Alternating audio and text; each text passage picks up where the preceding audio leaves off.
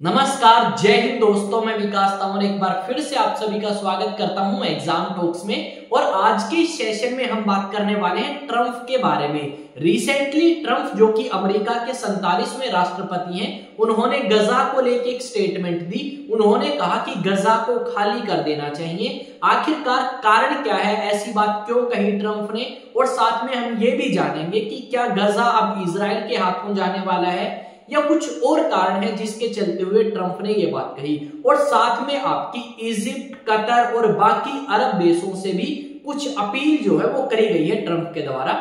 सब कुछ मैं आपको बताऊंगा इस वीडियो के अंदर। अगर आप चैनल पे नए हैं तो चैनल को सब्सक्राइब करें और बेल आइकन को प्रेस करें, ताकि जैसे ही वीडियो अपलोड करी जाए उसकी नोटिफिकेशन आप तक पहुंच पाए। इस सेशन की स्टार्टिंग हम करेंगे इस थंबनेल के साथ, फिर कुछ एक न्यूज आर्टिकल और फिर इस सारे टॉपिक को डिस्कस करने वाले हैं। तो देखते हैं क्या लिखा गया है इस थंबनेल के ऊपर। ट्रंप, गजा खाली करो, क्या गजा इजराइल को मिलेगा? इस तरीके के जो अनुमान हैं वो लगाए गए हैं। अब मैं आपको कुछ एक इमेज दिखाऊंगा या कुछ एक न्यूज आर्टिकल दिखाऊंगा। तो यहां पे अगर आप देखोगे तो इसमें लिखा गया है, डोनाल्ड ट्रंप ने गजा के शरणार्थियों को लेकर जॉर्डन, मिस्र और अरब देशों से की खास अपील, युद्ध क्षेत्र में शांति की पहल। अब नेक्स्ट अगर आप देखोगे तो यहां क्या लिखा गया है, पूरे गजा को खाली कराना चाहते हैं ट्रंप, इन दो देशों से की विस्थापितों को शरण देने की अपील, बताया फ्यूचर प्लान। अब इस तरीके के न्यूज आर्टिकल्स भाई मैं आपको एक नहीं बहुत सारे दिखा सकता हूं। अब यहाँ पे अगर हम बात करें तो हमें पहले ये देखना होगा कि जिन देशों से, जॉर्डन से और इजिप्ट से अपील करी है वो मैप में कहां पे है। तो यहाँ पे अगर आप देखोगे तो एक मैप नजर आएगा। यहाँ पे ये आपको मैप में इजराइल नजर आएगा और इसके साइड में अगर आप देखोगे तो ये गजा है, ये इजिप्ट है, इस देश से अपील करी है और जॉर्डन से अपील करी है। अब आते हैं आगे के टॉपिक की तरफ, यानी आपको पता लग चुका कि जॉर्डन कहां पे है, इजिप्ट कहां पे है। तो आई थिंक चीजें आपको क्लियर हुई है इतनी। अब आते हैं इस टॉपिक की तरफ। यहां पे सेम चीज लिखी गई है। अब जैसा कि आप सभी को पता है कि अमेरिका उन देशों में है जिन्होंने इजराइल की मदद करी हमास के खिलाफ या गजा के खिलाफ। अब वही अमेरिका ये चाहता है कि हम एक शांति समझौता जो है वो करवा दे और इजराइल के बीच में और गजा के बीच में दोबारा से लड़ाई ना हो। ये सारी चीजें हमें सुनने को मिली। अभी रिसेंटली क्या हुआ, जो ट्रंप है अमेरिका के 47वें राष्ट्रपति, उन्होंने न्यूज़पेपर्स वालों को एक बात कही कि वो चाहते हैं कि जो आपके गजा के आसपास के क्षेत्र हैं, जैसे कुछ अरब कंट्रीज हैं, जॉर्डन है, इजिप्ट है, उन सभी देशों को कि देखो गजा के हालात काफी खराब हैं, गजा के अंदर स्थिति ऐसी नहीं है कि वहां पे जाके लोग रहें क्योंकि सब कुछ नष्ट हो चुका है। तो मैं चाहता हूं जॉर्डन से, इजिप्ट से, कि वो इन सभी लोगों को जो गजा के नागरिक हैं, लगभग 15 से 20 लाख, इन्हें शरण दे अपने देश में, यानी इन्हें रहने के लिए जगह दे। इस तरीके की बात उन्होंने कही और उन्होंने कहा कि हमें गजा को पूरे तरीके से खाली कर देना चाहिए और ये लगे कि युद्ध अब पूरे तरीके से समाप्त हो चुका है। ये बात आपकी ट्रंप ने कही। और ट्रंप ने ये बात भी कही कि उन्हें पता है कि गजा के अंदर हालात रहने के लायक नहीं है, इस करके वो चाहते हैं इन सभी कंट्री से कि वो गजा के लोगों की मदद करे। अब अमेरिका वही देश है जिसने बहुत सारे हथियार प्रोवाइड कराए थे इजराइल को, ताकि इजराइल अटैक कर सके गजा के ऊपर, अटैक कर सके आपका हमास के ऊपर। अब वही हमें देखने को मिलता है कि अमेरिका जो है हमें यह कहता हुआ नजर आएगा कि भाई आप क्या करो, शांति स्थापित करो। यहां पे अगर आप देखोगे तो इस इजराइल और इस हमास के बीच में जो जंग हुई उससे काफी ज्यादा नुकसान हुआ उन लोगों को जो बेगुनाह थे। और आपकी इजराइल की वजह से और इस युद्ध की वजह से जो हमास के बीच में हुआ, इसी की वजह से कहीं ना कहीं हमें ईरान को भी नुकसान उठाना पड़ा, लेबनान को भी और साथ में यमन को। इसके अलावा अगर बात करें तो सीरिया के साथ तो ये हुआ कि सीरिया के जो राष्ट्रपति थे बशर अल असद, उन्हें तो अपना देश छोड़ के आपकी रशिया के अंदर शरण लेनी पड़ी। उनका तो एक तरीके से आप कह सकते हो शासन ही खत्म करवा दिया इस इजराइल और इस हमास युद्ध ने।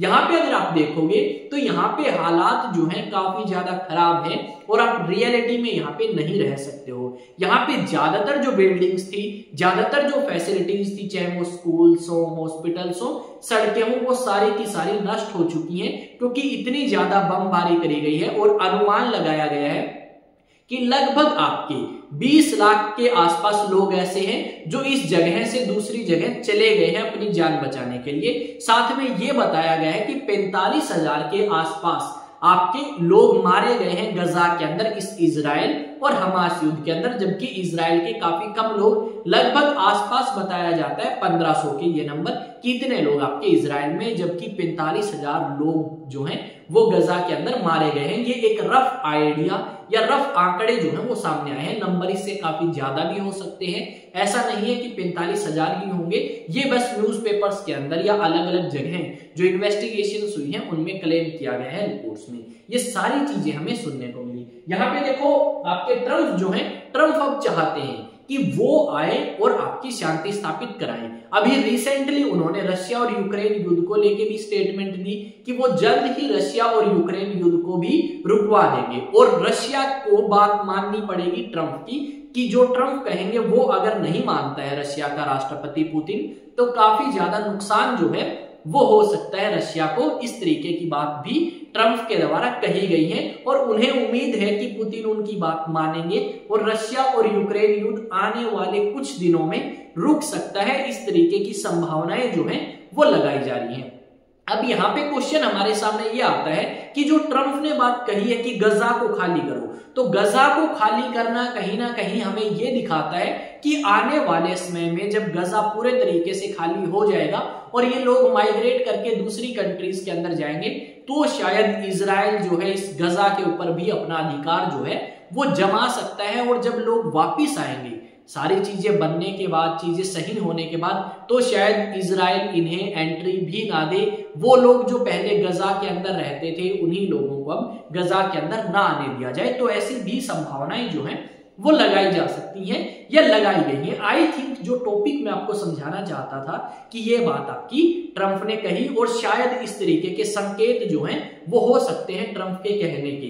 तो यहाँ पे आई थिंक आपको सारी चीजें क्लियर हुई होंगी। अगर फिर भी आपको कोई डाउट है तो आपके लिए कमेंट सेक्शन ओपन है, आपके लिए अलग अलग सोशल मीडिया प्लेटफॉर्म बनाए गए हैं जहां पे आप मुझसे अपने डाउट ले सकते हैं या पूछ सकते हैं कोई भी टॉपिक। अगर आप इसके अलावा, एक सेकंड भाई, ठीक है, अगर आप इसके अलावा मुझे अलग अलग सोशल मीडिया पे फॉलो करना चाहते हैं तो आप सर्च करें एग्जाम टॉक्स, और एग्जाम टॉक्स को सर्च करके वहां अगर सब्सक्राइब का ऑप्शन है तो सब्सक्राइब करो और अगर फॉलो का ऑप्शन है तो फॉलो करो। अब आते हैं भाई, एक चीज और है, आप में से कुछ ऐसे भी होंगे जो नेशनल डिफेंस एकेडमी के लिए प्रिपेयर करना चाहते होंगे या किसको बताना चाहते होंगे भाई नेशनल डिफेंस एकेडमी के लिए प्रिपेयर करो, काफी अच्छा ऑप्शन है। आफ्टर 12th आप कह सकते हो या ड्यूरिंग 12th भी, तो आपका एक बैच स्टार्ट होगा अचीवेक्स एकेडमी का, और ऑफलाइन बैच ये रहने वाला है जो कि 1 अप्रैल 2025 से स्टार्ट होगा। इस बैच के अंदर वो स्टूडेंट एनरोल करें जो क्लास 11th में होंगे या क्लास, एक सेकंड भाई, क्लास 11th में होंगे या क्लास 12th में होंगे या आपका क्लास 12th पास कर लेंगे। इस बार जो 11th और 12th के स्टूडेंट हैं उनकी तो स्कूलिंग के साथ साथ एनडीए की प्रिपरेशन कराई जाएगी, और जो आपके क्लास 12th के स्टूडेंट हैं उनकी नेशनल डिफेंस एकेडमी के लिए प्रिपरेशन कराई जाएगी, जो कि साल में 2 बार एग्जाम होता है। मोस्टली ये एग्जाम आपका कंडक्ट कराया जाता है अप्रैल महीने में और सितंबर महीने में। यहाँ पे अगर आप रजिस्ट्रेशन कराना चाहते हैं या अधिक कोई आप जानकारी लेना चाहते हैं तो आपको एक नंबर दे रहा हूं 9812579188, और काफी अच्छा ऑप्शन है। अगर आप अभी 11th से एनडीए की प्रिपरेशन करते हैं तो संभावना भी ज्यादा है एग्जाम निकालने की और एसएसबी की, क्योंकि अगर आप गलतियां करते हो तो अभी आपको पता लग जाएंगी कि आगे जब हमारा फाइनल अटेम्प्ट होगा, यानी जब हम अपीयर हो सकेंगे, उस टाइम हमें क्या गलती नहीं करनी। आई थिंक चीजें आपको समझ आई होंगी, तो चैनल को सब्सक्राइब करें, बेल आइकन को प्रेस करें, और साथ में आप अपने दोस्तों के साथ इस वीडियो को शेयर कर सकते हैं, चैनल को शेयर कर सकते हैं। साथ में आप क्या कर सकते हैं भाई, अलग अलग सोशल मीडिया प्लेटफॉर्म पे मुझे फॉलो कर सकते हैं। वीडियो कैसी लगी कमेंट सेक्शन में बताएं, और साथ में कमेंट करें कि आगे कौन से टॉपिक पे आप वीडियो चाहते हैं। मैं विकास तंवर एक नए सेशन के अंदर एक नई न्यूज के साथ फिर से मिलूंगा। तब तक जय हिंद, जय भारत।